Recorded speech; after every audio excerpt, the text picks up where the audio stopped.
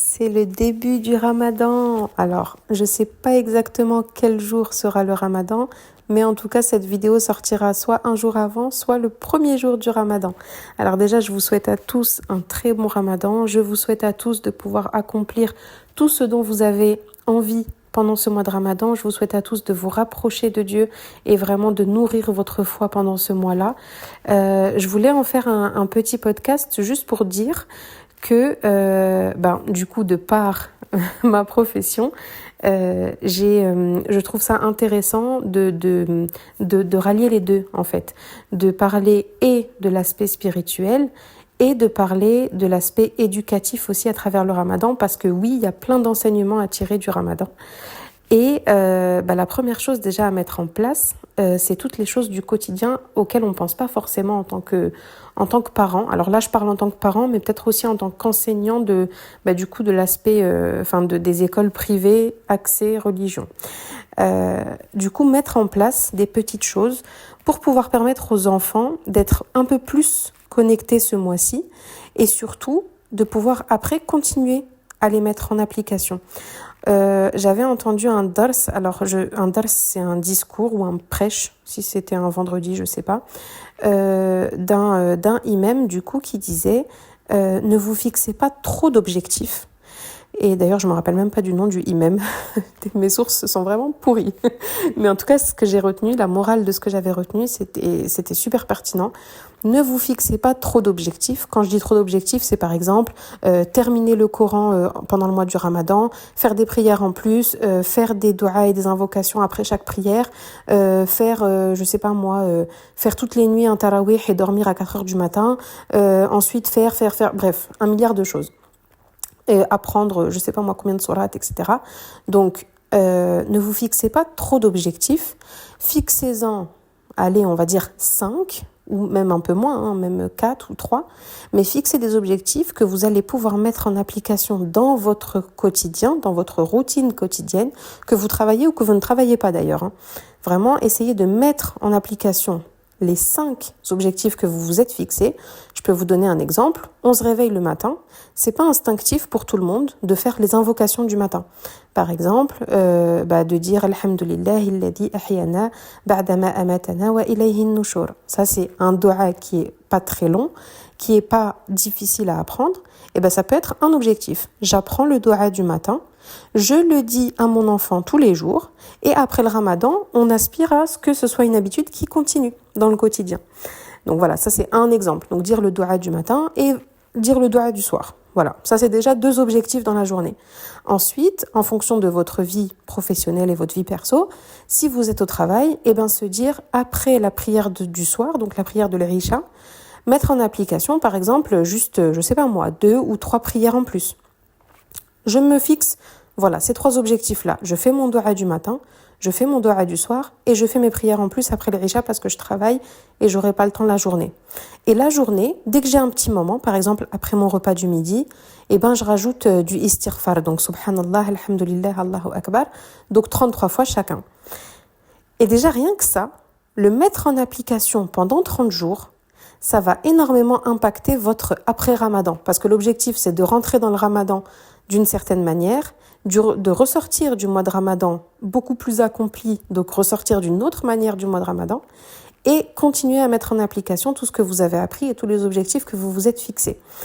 Et ça, donc, pourquoi je voulais allier enseignement et Ramadan en même temps? C'est parce que tout simplement, c'est ce que je mets en application quand je donne cours aux enfants. Alors, bien évidemment, pas à travers la religion, mais à travers des petits tips et des petites habitudes à prendre. Par exemple, un élève de collège, il rentre à la maison. Première chose qu'il va faire, il va pas aller jeter son cartable et s'installer devant la télévision.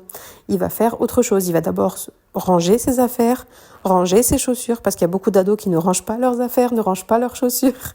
Et ça, je l'ai vu, puisque j'ai été chez des familles, et donc j'ai vu comment ça fonctionnait. Alors, c'est pas du tout des jugements, et les personnes, si la personne qui se reconnaît entend ce podcast, c'est pas du tout un jugement. C'est juste que, il faut mettre en fait en application des petites choses dans le quotidien pour améliorer votre relation à la famille, à l'école, à l'éducation, enfin à plein de choses. Et donc du coup, au lieu de jeter son cartable, jeter ses chaussures et aller s'installer devant la télévision, rentrer, ranger ses chaussures, ranger son cartable, préparer son cartable pour le lendemain, se laver les mains, ensuite s'installer avec maman ou avec papa ou avec les frères et sœurs en fonction de qui est à la maison, discuter de la journée, prendre un livre, prendre un goûter si c'est l'heure du goûter, enfin vraiment mettre en place des petites choses comme ça, en fait changer le quotidien pour avoir un quotidien qui soit moins axé sur moi et les autres on s'en fiche. Par exemple, là c'était pour le cas d'une adolescente en particulier. Bref, donc ça c'est un exemple que je donne. Donc c'est exactement la même chose pour le ramadan, donc mettre ça en application, que ce soit en tant que parent, que ce soit en tant qu'adulte, sans enfant, sans rien du tout, ou que ce soit en tant que maman, papa, du coup, qui mettent ça en application pour eux-mêmes et pour les enfants. Donc moi, c'est quelque chose que j'ai déjà commencé à faire depuis que mon fils est né. C'est pas évident, franchement, s'en rappeler tous les matins, tous les soirs, avant de manger, on fait le dua, etc., etc. Mais c'est un travail à faire sur soi. Donc voilà, donc ça c'est des exemples que j'ai donnés. Ça peut très bien être d'autres objectifs comme lire une page de Coran par jour ou apprendre la langue arabe pour ceux qui la connaissent pas. Ça peut être lire des hadiths, ça peut être lire des livres sur la religion. Enfin, ça peut être un milliard de choses en réalité. Ça peut être juste faire ses prières à l'heure. Ça aussi, ça peut être un super gros objectif parce qu'il y en a plein qui malheureusement ne peuvent pas faire leur prière à l'heure ou ne veulent pas, c'est pas bien de dire ça, mais en gros n'essayent pas de mettre en place des choses pour pouvoir faire leur prière à l'heure. Je sais pas si la formule est bien faite, mais voilà, il y a plein de choses qu'on peut mettre en place. Donc voilà, prioriser le fait de faire sa prière à l'heure, de faire les choses correctement, ou alors s'il y a des manquements, par exemple vous ne faites pas la prière, en faire au moins une par jour. Parce que si vous vous dites je vais faire le ramadan, je vais commencer le ramadan, j'aimerais bien commencer à prier aussi. Faire 5 prières par jour, ce sera peut-être beaucoup. Donc, peut-être se dire, en faire une, en faire deux. Enfin, commencer comme on commence avec les enfants, en fait. Donc voilà. À chacun son degré de foi, à chacun ses objectifs, etc. Mais voilà, j'avais envie de faire quand même ce petit podcast-là pour, déjà me motiver. Les adultes comme les enfants, comme les ados.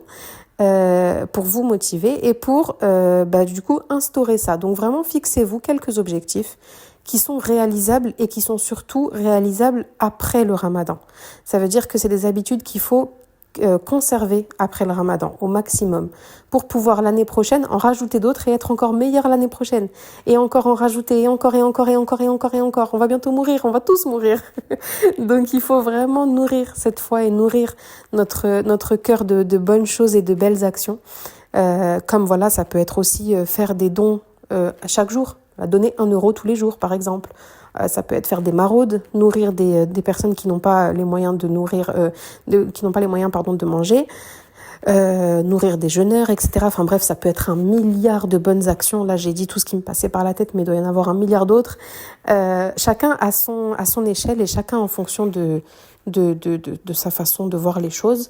Mais en tout cas, voilà. Fixez-vous quelques objectifs, conservez-les à fond pendant toute la durée du ramadan et surtout conservez-les après. Et vraiment, votre ramadan n'aura pas servi à rien.